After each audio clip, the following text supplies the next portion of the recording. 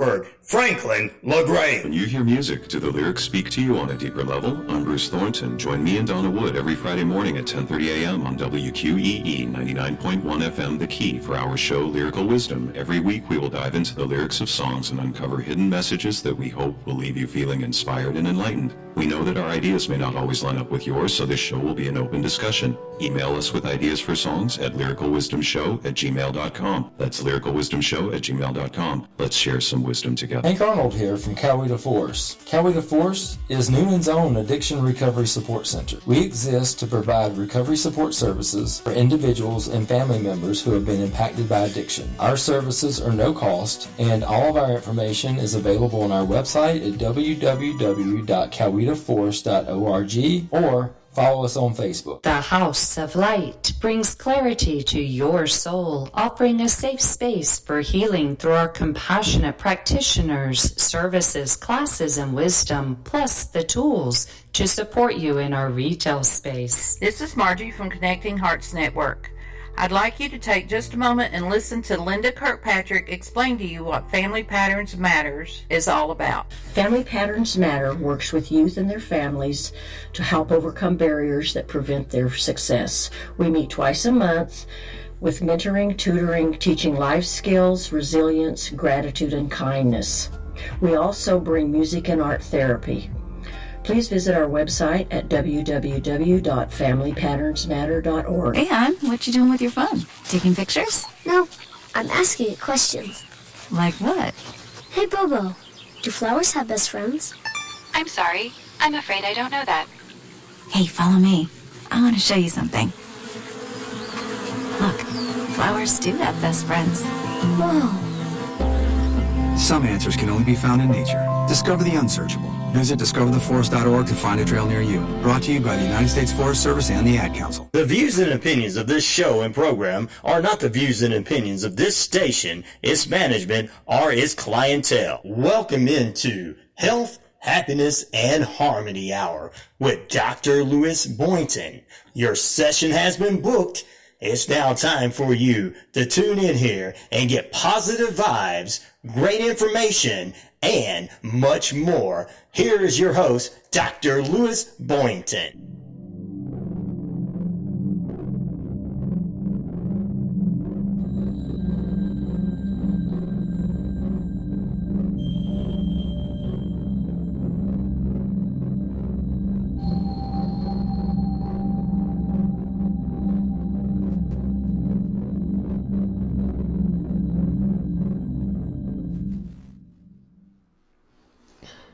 Good morning, and thanks for joining us here at Health, Happiness, and Harmony. Health, Happiness, and Harmony is a show in which we talk about psychology. We talk about how you can live a healthier life, some of the things you can do to practice, and I really do think it's a practice, happiness, and then find kind of a rhythm in life, like a balance where good things happen and you can maintain a healthy sort of flow to life. Harmony, like in music, is a series of good things in a row. Make it pleasing to the ear, maybe pleasing to your life. I always feel like we get lost in the chaos and hustle of life sometimes, and we forget to enjoy the basic things, the ability to do the things that enable you to enjoy your life. I said enable to a lot. The idea is to find ways to build a life that you enjoy. And we like to talk that, like, psychology has some things to say, and more through a whole new sort of group of people who practice this thing called positive psychology.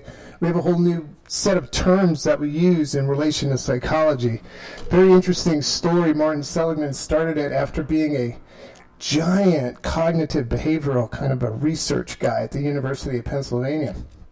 He started a project where they looked at all these great works of literature over history. They went through 200 or 300 different texts, and they wanted to find, like, what were the most common sort of explained, taught, lessons that people did in, like, myths and stories and religious texts and things like that. And they did a great, like, we would call it in the qualitative field, a great, like, grounded theory. They pulled stuff out of text And they found these things called ubiquitous virtues. That means things that are kind of seen all the time. He found a group of them, and then within each of those virtues had these characteristics, which he called signature strengths, or basically the strengths of the psychology or the psyche. He based a lot of his stuff on Aristotle, who was studying this in 350 BC. He was looking at what does it mean to what he called flourish in life. He said, what does it mean to be and live the good life? He studied so many different things in his life, but one thing Aristotle did look at was, what are the qualities of a good life? What are the qualities of a good human? I'm not sure we talk about that enough anymore, right? We talk about all the bad things that people have and do.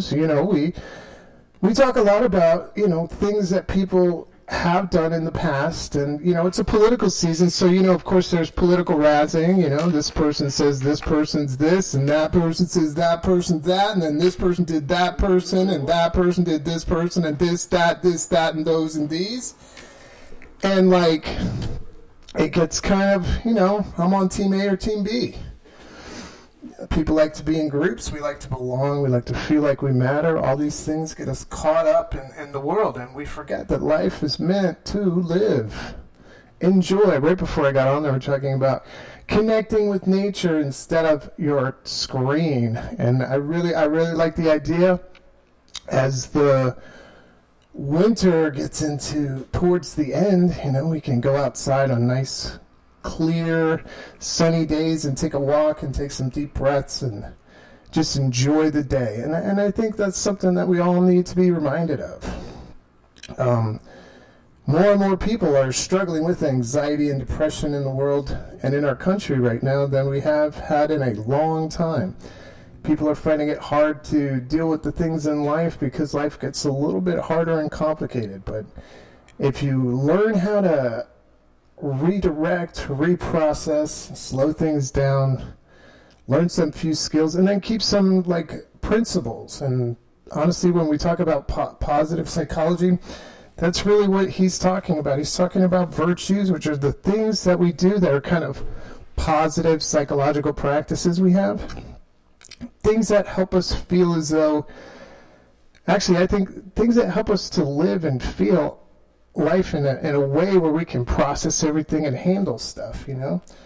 We can, even if we have a hard time, by these practices, we have people in our lives.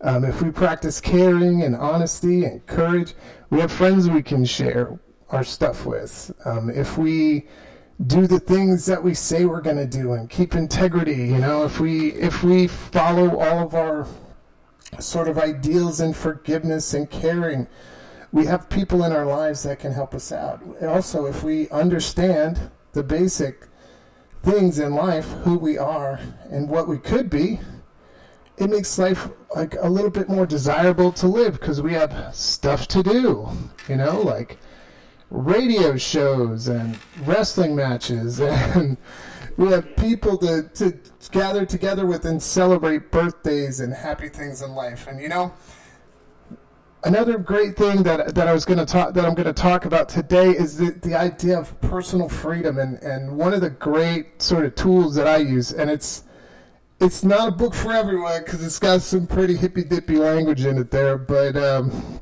it's called The Four Agreements. And the reason why I like the Four Agreements is because it's not necessarily just a talk in positive kind of living, but it gives you some concrete things to do to kind of make an agreement, with yourself to kind of practice this.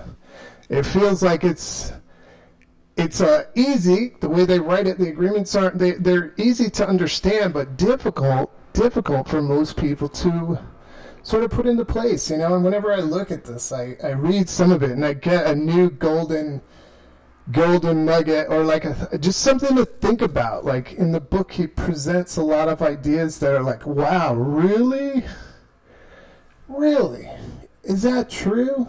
And these are more spiritual, but they have some psychological implications. One of the reasons I got into existentialism which is a branch of psychology that's pretty closely connected with what we call humanistic psychology.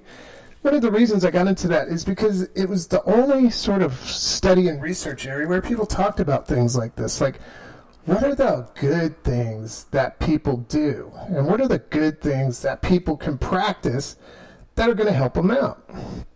That's one of the reasons why I started reading books like this. I had a lot of professors who would point me in the directions of these great books, and they would say, hey, you know what, we can't cover this in class, why don't you read it outside. Most students are like, what do you mean, more work? I already got a lot of work. But for me, at a certain point when I was in school, I was really curious about it. I really wanted to understand, like, if I'm going to go out there and I'm going to say, I'm a mental health worker, I'm a counselor, and I'm going to help people, what's the best way to help people? And it turns out every theory has a different kind of way they want to help people. And the one that I gravitated to the most was about helping people to understand that there's a good within them. There's this thing called a practical wisdom, as Carl Rogers said, that we can kind of tap into and connect. And that's why I think the Four Agreements is such a really interesting book for me, because it makes some statements that really get you thinking if you're really into this kind of deep personal work. Because really the Four Agreements is about looking at you, seeing where you are, and then sort of making changes so you can be the person that you think you are. And I know there are people out there who understand this.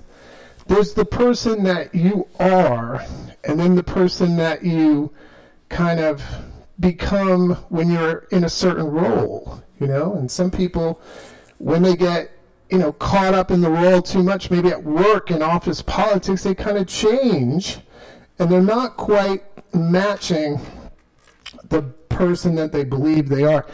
Sounds really complicated, but it's like the person who's always saying yes to the boss, right? Like, yes sir, great shoes, great tie, great hat, great coat. Yes sir, you're doing a wonderful job. I'm so glad and proud I'm working for you.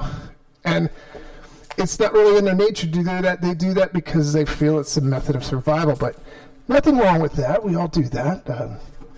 Jean-Paul Sartre had a great word for it, but it's basically, he called it bad faith. Bad faith is just being something to sort of get through something, changing a little bit of yourself to survive and make it through the world. His big example was the waiter at the restaurant who upsells the wine and who's friendly and everything, but he's not really his job. He's something else. But we don't see it because he's putting on the waiter outfit and putting on the waiter disguise and acting out. And I think a lot of times that can happen for all of us in our profiles, our personal imagery, our how we brand ourselves. We can get lost in that, and then it feels as though something's missing. And but in this book, Four Agreements, he's talking a lot about freedom.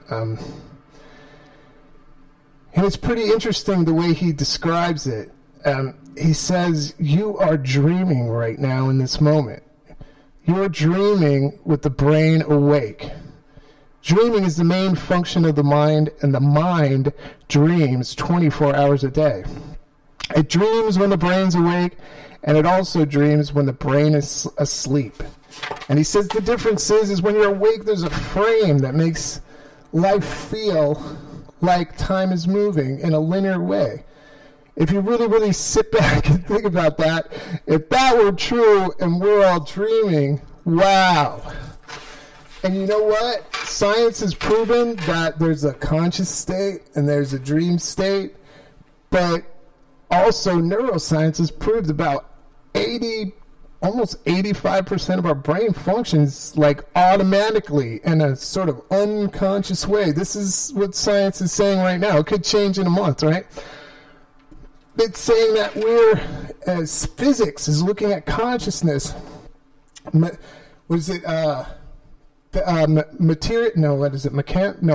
physics is looking at the consciousness of humans, like how reality is created, and discovering a lot of things about the mind are way more advanced than we know.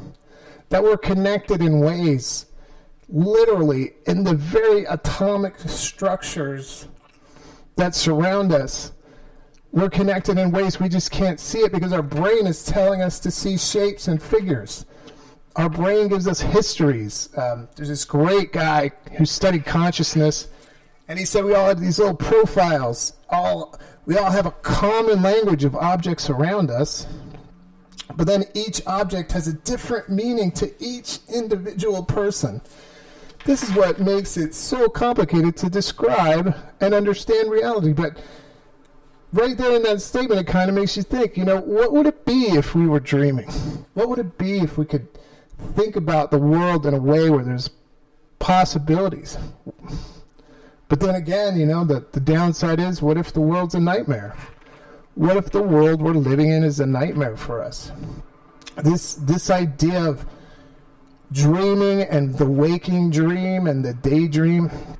I used to have professors in college who would talk about dreaming, and dreaming was a big subject in psychology for a long time. When Freud first began his discussions of psychology, he was so interested in the idea of hypnosis. The problem was he was bad at hypnosis, so he couldn't do the things that his colleague could do, who was a much better hypnotist, but he thought that was the only way to tap into that undiscovered country, the unconsciousness. But he discovered by talking with people, and this is really how, psychoanalysis began. He discovered by talking to people that they would reveal dreams that were odd and different. And within those dreams, he would interpret symbols. Now, that's pretty interesting. And for him, it was hours and hours of discussions. He wrote case studies on dreams. He wrote a book called The Interpretation of Dreams, in which he went through symbols and connected them to historic mythologies. And his colleague, Carl Jung, developed a whole system of these unconscious archetypes, all related to dreaming, and then also related to storytelling and narratives, all through the ideas of dreams. It's pretty incredible when you think about the importance of dreams as well, physiologically and biologically. Our dreams at night serve a function for our body. We are discovering more and more that it is in our dreams where our brain gets restored, cleaned, and then sort of reactivated for the next day. So when we think about dreams, we think about all those things at once. What's the experience of dreaming? Why is dreaming important? What can we learn from dreams? And then, once again, why is he saying we're all dreaming? This is how he begins the book. He says, we're dreaming. We're dreaming of a world of something. We're looking for something all the time. I really feel like sometimes he might be right, But then when I look at my life, I'm like, if this is the dream, I picked the wrong one maybe. On some days, not every day, but some days I say, what could I do that's a bigger dream, And that's where I really like it. Because, when I talk about and think about dreams, I think about something beyond, something bigger, something magnificent, If I'm looking at the positive side of what a dream is, I'm not sure we talk about that to our kids. I always did, But if we talk about our kids, I think nowadays with all this technology and video gaming and all these modern special effects and things, I wonder what the dream is now for kids who have not a lot of things to fantasize. They can see a lot of things that we couldn't see. As a child, I remember when Star Wars, the original, that's how old I am, I rode a brontosaurus, I rode a pterodactyl plane into the airport and went to my Star Wars shows back in the 70s. No, but I remember when it came out, and it was such a big deal. I can remember in film classes talking about 2001 Space Odyssey because we could imagine what space is, and lots of people like comics and superhero stuff because they dream of, being a super duper duper human with extra strength or extra intelligence and stuff. But I don't know where I was going with that point, but I mean, if we are dreaming, do we think about the bigness, the large, the expansiveness of dreams, or do we think about the scariness or the closure or the, some dreams are not necessarily good dreams. He doesn't say it's good or bad. He just says we're dreaming all the time. I'd also say the importance of dreaming is it helps us to do this thing called reflexivity. Dreaming, thinking, they're very closely related. Daydreaming. My favorite thing, too, is like meditating, which is kind of in between, I think, daydreaming and kind of, spacing out, I guess, or relaxation. But I really think meditation actually puts us in a state that can be, if you practice it enough, really close to dreaming.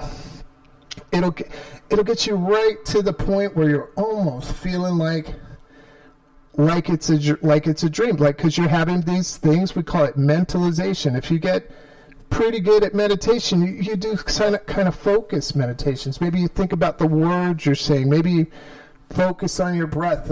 We're doing a workshop at the end of the week, and we're helping counselors learn how to use their self in the therapy sessions a little better, maybe to be more relaxed, but also to notice what's going on with them, how they're feeling, whether they're doing too much, whether they're working too much, how to contain big, giant emotional explosions in the therapy sessions and things like that. But that reflexivity helps you to see where you are. But if you use your reflexive kind of imagination like you do sometimes in dreams, you can see what the future is. Neuroscience is saying through this use of this reflexive imagination, we gain a sense of meaning and purpose, and it helps us, if the dream's attainable for us, to motivate ourselves to get there. Sometimes we don't always get to match and meet our dreams, but that means we can have another dream. It could be bigger, it could be different. Life can take us on all kind of twists and turns, and we could end up on a totally different road.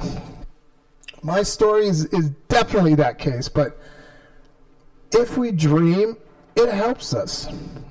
And I think he has a point. I think sometimes we do dream. We do dream in the day. I know for me, as a child, when I felt a little less constricted by the responsibilities of the world, I would fly kites. And one of my favorite things to do was to go to a park. I lived in Hawaii, by the way, so it was like flying kites in paradise. I mean, who's not at the beach? But I'm not at the beach. I'm flying a kite. I would go and fly my kite. I remember this as a kid. I had a kite that it had a blue like plane painted on it, and it was clear plastic around it. So when you got the kite high enough, it looked like a plane in the sky. My favorite thing to do was run the string all the way out to the very end, even though I knew I was going to have to wind it all up and chase it like halfway down the park when it crashed, but wind it up to the end and just sit there and just kind of daydream. Think about things. What do I want to be in life? What do I want to do the next day? What am I going to do when we play kickball at recess? All those things I remember clearly. But another thing I remember is at that point, I knew who I was.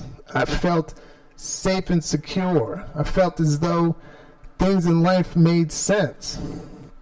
That definitely changes over time, but if you can catch a glimpse of that feeling, then you understand like kind of freedom, like the freedom to know that you are who you are. It's okay to be you. Your life's significant. You're equal among people. You're okay. Things are good. You can live a life and find things, and if there's struggles, you can find the answers and fix them and find solutions. Sometimes that feels almost impossible in life. If you have depression, man, some people have depression so bad when it comes on, it's like a dark wave. No trigger, no things. I was talking to a few people over the last few weeks, just like a dark shadow coming over to life, and it just feels like it stops you in your tracks. This is where, we've got to do the extra work to understand. It's a term that Carl Rogers called, it's something that we can attain as humans, but it's very, very difficult, is to match the image we have of ourselves, like the way we feel about ourselves, to the outside image we present to the world. It's called congruency. And I think this book, the 4 Principles, is helping people to get to congruency. And I've talked for 27 minutes just on the first page, so that's how good of a book it is. You know? I mean, he's really just saying, you know, that humans are dreaming all the time, you know?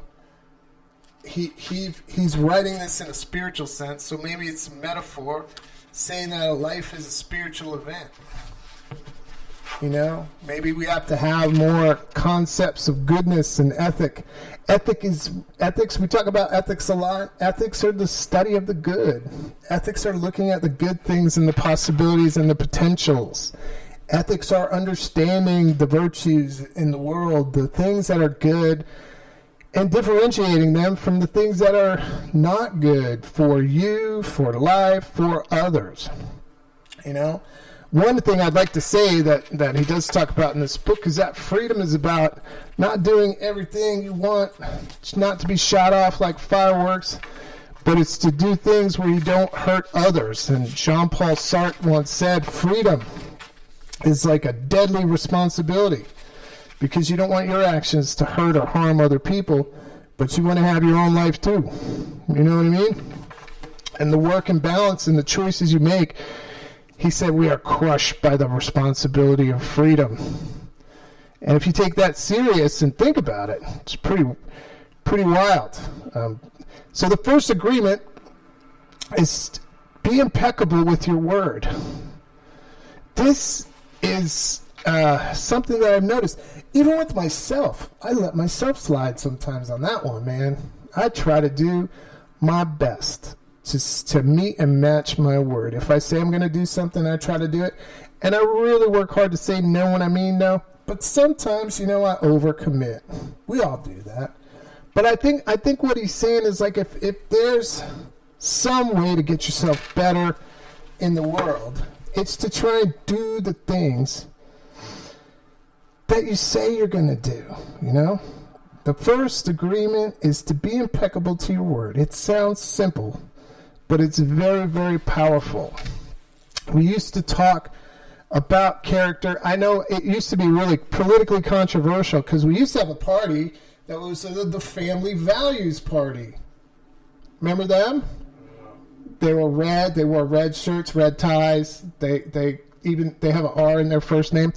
They used to, and we would talk about family and keeping the families together and all these things, and it was very based in their sort of spiritual beliefs and everything, and that's changed over time. But we used to talk about character, and there used to be limits in the world to what people would do. There would be a line where someone would, you know, I'm not going to go over that line. I'm going to match what other people do. I'm going to give you my word on this. And there used to be a thing called the handshake deal, you know, where you would shake someone's hand, and that was good as a contract because people always tried to keep their word, you know. The one thing I do think to myself a lot is, like, keeping your word is difficult, but having people mad at you is also difficult, you know what I mean? Or disappointing people you love and care about, or feeling as though you're inadequate or not able to do things at work, maybe because you're behind and promising more than you can do, right? Things like that. Overworking yourself.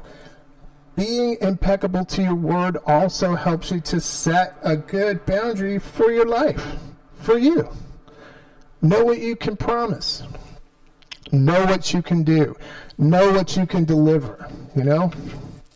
When you're thinking about, you know, doing something for somebody and it's very, very special, it's really important for you to keep your word. And he says in the next page, why your word? Why is it important to keep your word? Because your word is the power that you have to create. Wow. Then he gets a little religious. He says, The word is the gift that comes directly from God. The word, the spoken word. So the word's not just a sound or a written symbol. The word is force. It is the power you have to express and communicate, to think, and thereby to create the events in your life. You can speak. Whoa. That's pretty heavy duty, right? Your word, you can create with your word. Do you know what you can create a lot with your word? Arguments. Right? I can create an argument right now here on the radio show, I bet, with my words. I speak my words into the microphone and they go all over the world. And thank goodness for Rhino Radio Show. Maybe we have 1 or 2 more listeners now. Awesome. Probably more than that. But I just want to say, if you think about it, your word is what you do to create who you are, the way you speak, the way you talk to people, how you monitor things coming out of your mouth. I know there's some social monitors listening out there, and a social monitor is somebody who monitors inside their brain what they think other people think of them. That sounds really complicated, but everybody does it. Some to a high degree, some to like a low degree. Introverts really like to analyze and rationalize things, so they do a lot of social monitoring. Extroverts, they want attention. Sometimes they want attention at any cost, right? So they don't monitor their words as carefully. They just do whatever, you know? So it's amazing. The word is a force. The power you have to express and communicate. In psychology, that's what we use as our tools for healing. The word can be healing, right? I mean, when Christians talk about it, when other people talk about the words and language, it's pretty incredible what it does. I have a good friend, colleague, Dr. Richard LaFleur, and he writes about mattering in the world. And using his words, he helps people to regain the sense that they are part and connected to the planet, to the world. We use words to describe everything. Most of the things that we discuss in life, we're using or typing or saying words. He says, your word is pure magic, and the misuse of your word is bad magic. So he's saying the word is so powerful that one word can change a life or destroy the lives of millions of people.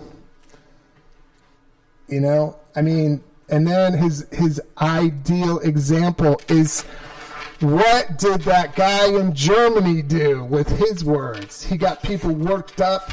He convinced people that other people were lower and less quality, that people were literally, the word he used, it was describing them as less than human. You know? These are how powerful, if you listen to political speeches, they all have a rhythm. They use their language. Okay, you ready? All right. Ready for a good political speech? It's going to hook you? Problem, problem, problem, problem, problem, problem, problem. Chaos, chaos, chaos, chaos, chaos. Be scared, be scared, be scared. I can fix it. Their fault, their fault. Sorry, their fault, their fault, their fault. I can fix it, I can fix it, I can fix it, I can fix it. Different language and different things, but it's, if you pay attention to the words people use, these people sometimes use the same words. They just change like 1 or 2 of them, you know? They just throw a communist in one side and one side throw a fascist in, and it's the same old thing. 2 different black pots calling each other the kettle. You know what I mean? Whatever, but that's just the way it goes, you know? This is really intense when you think about it, you know? It's like, if you think about how many words we use in a day and how powerful they influence, has anybody ever been, well, in New York, we used to call it getting ragged on. Has anybody ever been like picked on, bullied on? You know, those words stick with you when you're a kid. They become part of your self-image. They help you to not be the person you think you are. They help you to limit what you do, you know?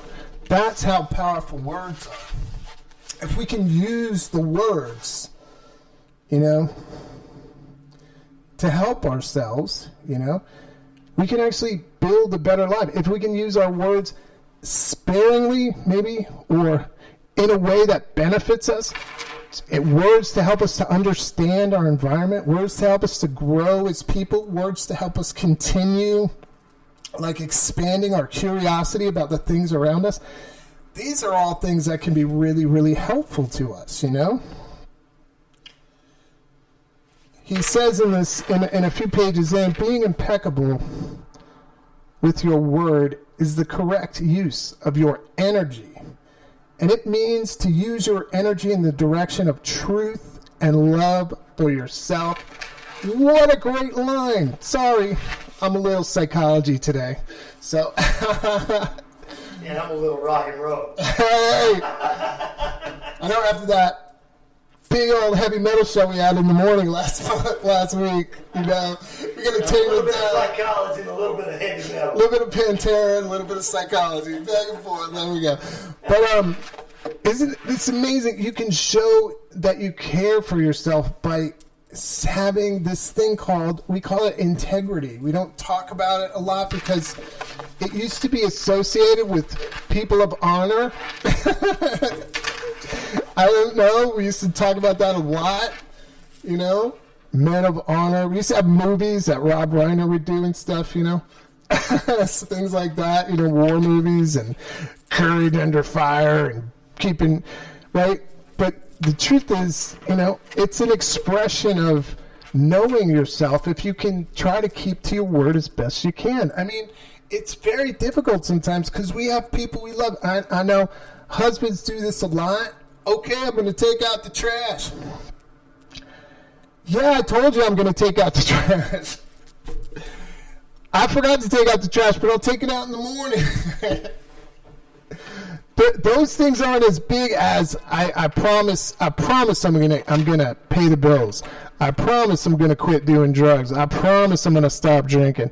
I promise I'm gonna be faithful. But all of those are kind of the words that we actually can change our lives using these words and being more impeccable with our word, you know? So I think right there that agreement right there is powerful.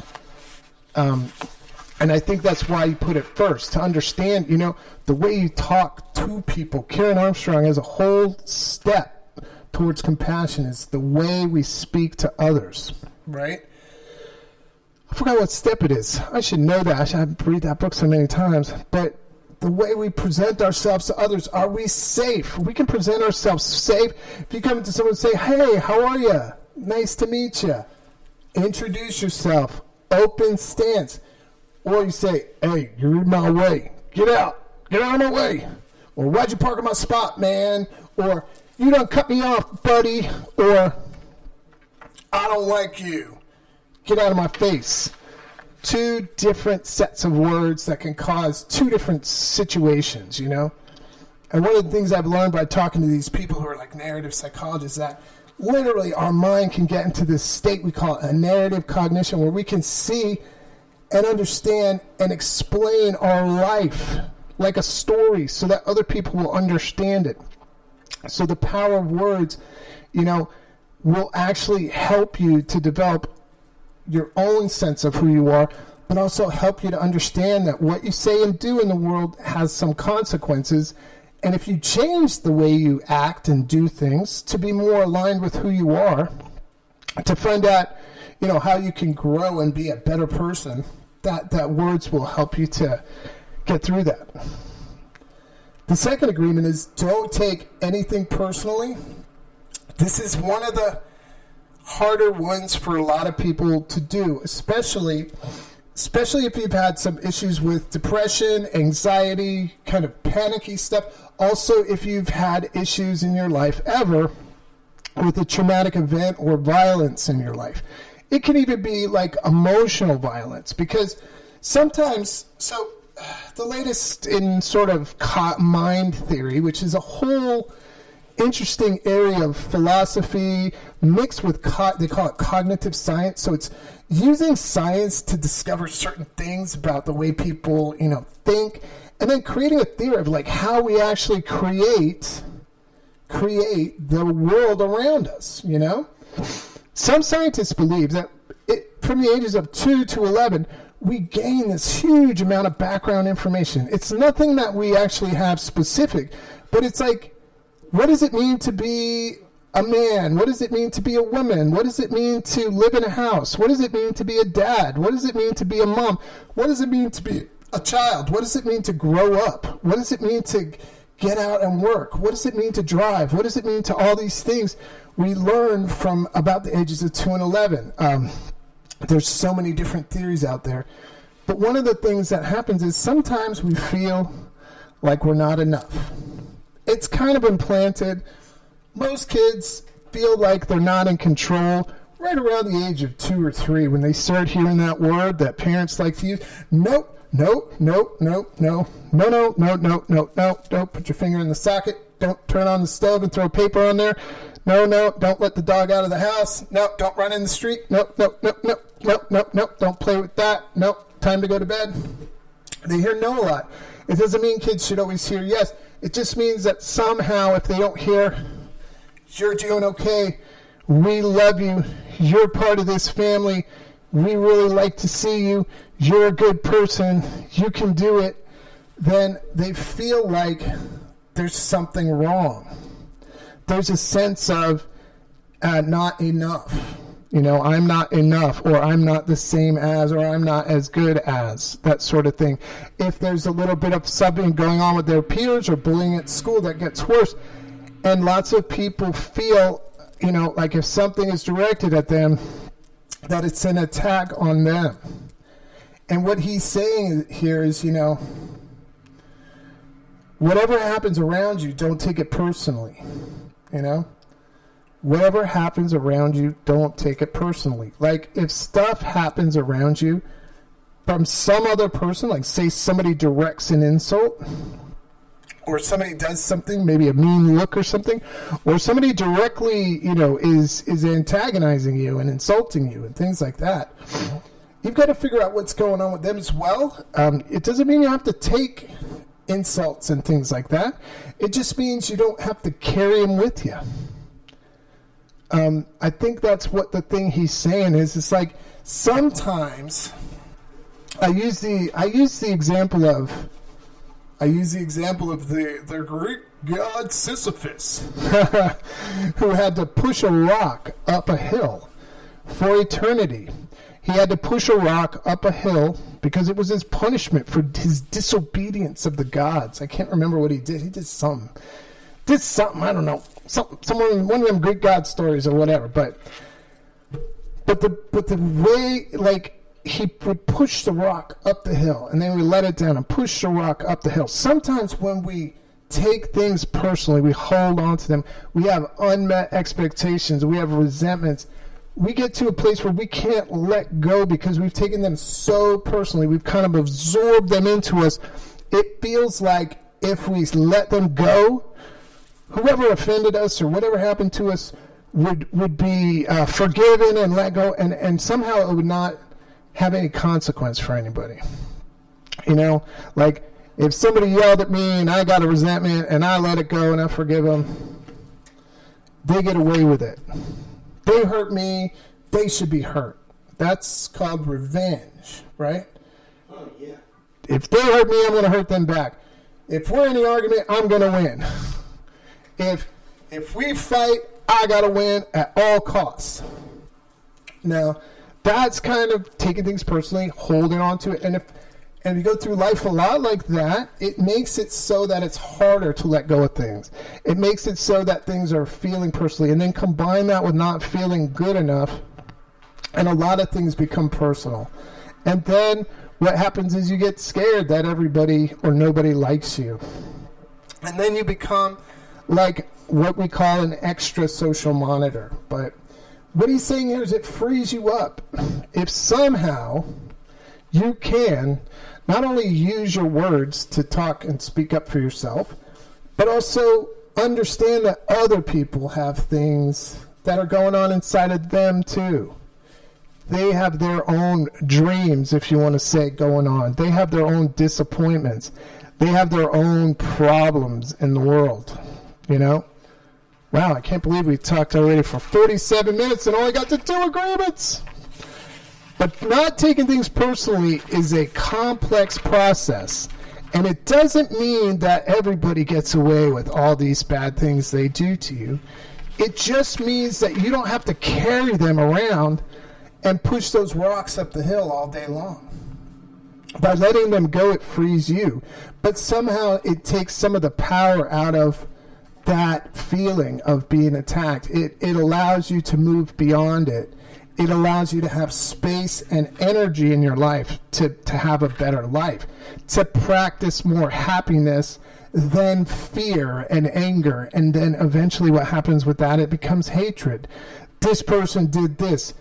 They're this kind of political person. I don't like them. I'm going to hate them forever. And then I got to hold that. And you're like them.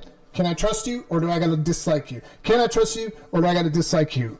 If you don't take it personal, it's like, we're in America, man. Life, liberty, and the pursuit of happiness is what we started this whole thing about, right? Isn't it? Isn't that what they said in that document, that Thomas Jefferson thing, that Declaration of Independence? Oh my God, doesn't independence mean freedom? Oh wow, holy cow. Bringing it around to the 4 agreements. The 3rd agreement is don't make assumptions, because you make a double out of you and me. A double W. Sorry, A double S. There you go. A double S out of me and you. And the truth is, assumptions hurt you more than ever. All of our stereotypes and biases come from assumptions. Even the new conspiratorial biases, you know? Like there are lizard people working in the White House. That's an awesome assumption. It's kind of cool. I wonder what they eat at lunch, because that's what I'll be looking for. Bugs and lettuce on the menu in the cafeteria at the White House.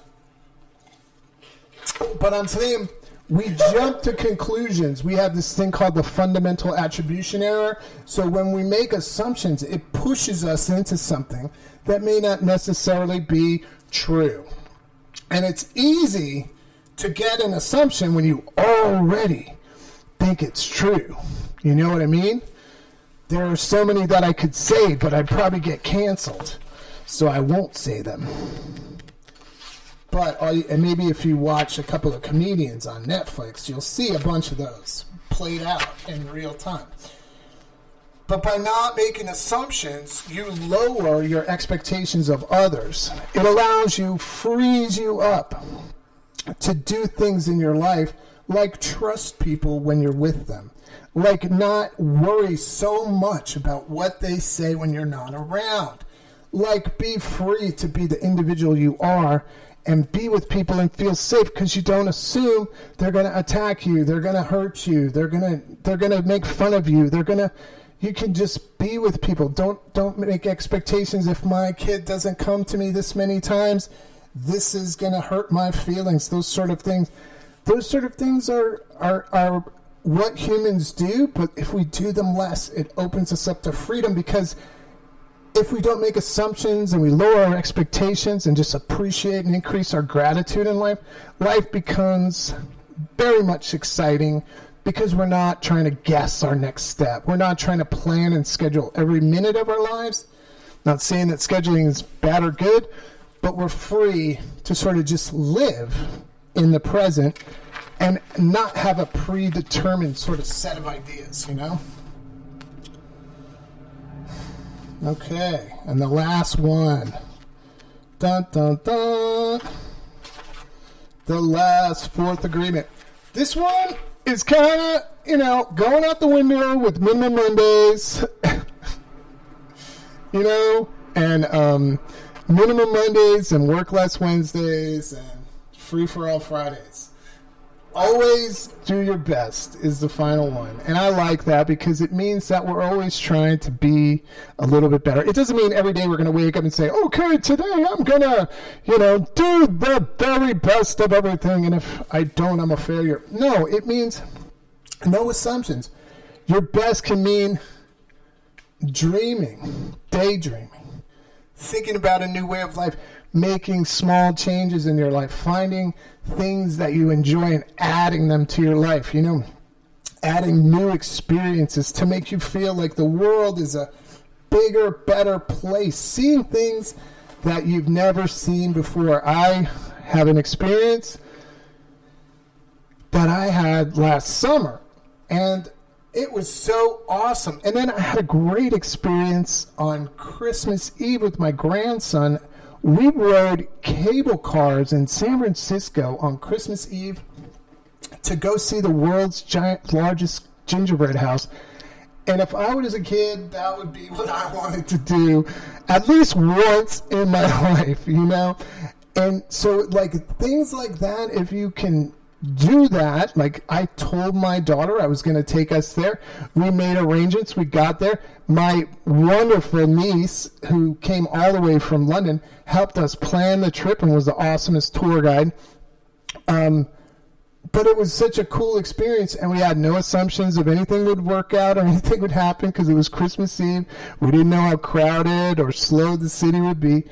But it turned out to be a wonderful and fantastic event that I will remember to the end of my life. And I'm hoping my grandson will remember that event for his life, So doing your best means to try and do your best to fulfill the things in life that you're dreaming about. And according to our author, you're always dreaming. Sometimes life gets hard. Sometimes it feels disappointing.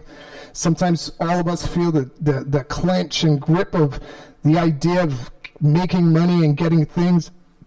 But none of that's important if you're not happy, if you don't feel a sense of joy in your life, if you don't feel like there's something to look forward to.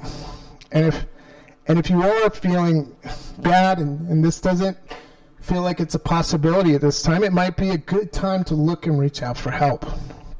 I've been saying this on the show. I was going to say it at the beginning, but I guess I'll do it right before I close. But there's a new service put out by our government, by SAMHSA, called 988. That number is available to anybody who has mental health things going on. They can help you find referrals, but also they can help in a crisis. So 988 is the number, and the state of Georgia right now is doing a big push to let all of its counselors, social workers, psychologists, psychiatrists, to point people in that direction. It doesn't mean that 911 is not available. It just means 988 is a better choice if it's something like, I'm having so much anxiety and panic I can't drive, or I can't get out of the store, or I'm at home and I'm feeling unsafe with myself and the things around me because I don't feel like I want to live. That number can be a little more helpful. And also in Georgia, we have the Georgia Crisis and Access Line. It also has a text function available to it. Same with the 988. It has a texting function if you feel like you're too anxious and too panicky to talk. But I'm going to end it right there. I was sitting in bed going, I'm not going to go do the show today. And I'm really glad I got up and did it to try and be better at meaning my word, at being on the show every Wednesday and enjoying it. The heavy metal show was probably one of our finest hours in the 400 shows almost now. But I really think that we should all consider this. Can we keep these 4 agreements? And what would a life look like if we are dreaming all the time and completely free, to be who we want to be the person we want, not afraid of others, safe in our skin, feel as though we're important to the world, feel as though our life makes a difference, at least to us, and being able to live inside that space between our ears, tax-free, right? No resentments, no bad assumptions, no biases, scary things. Being able to just clear out the space and enjoy the life we live. I'm Dr. Lewis Boynton. Thanks for joining me here on Health, Happiness, and Harmony, and we'll be back next week with more talk